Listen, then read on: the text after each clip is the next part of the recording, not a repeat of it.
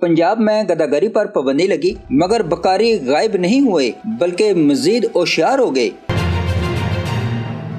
अस्सलाम वालेकुम नाज़रीन, मैं हूं मज़हर मलिक और आप देख रहे हैं डेली न्यूज़। पंजाब के बड़े शहरों में गदागरी के खिलाफ कार्रवाई के बाद अब बकारियों ने एक नया तरीका अपना लिया है जिससे न सिर्फ पुलिस बल्कि आम शहरी भी कंफ्यूजन का शिकार हो गए हैं। हुकूमत पंजाब ने चंद दिन पहले चौकों, चौराहों और ट्रैफिक सिग्नल्स पर खड़े पेशावर गदागरों के खिलाफ सख्त कार्रवाई शुरू की। गिरफ्तारियां हुई, जुर्माने लगे और वक्ती तौर पर लगा कि शहर वाकई साफ हो गए हैं।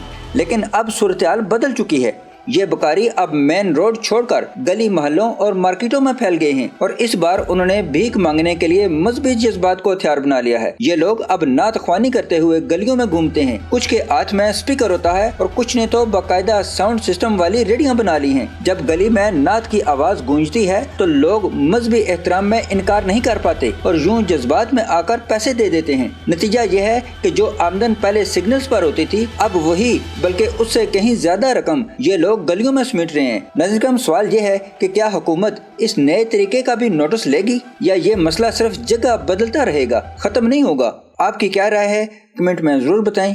मैं हूं मज़हर मलिक, डेली न्यूज़ के साथ। अल्लाह हाफिज़।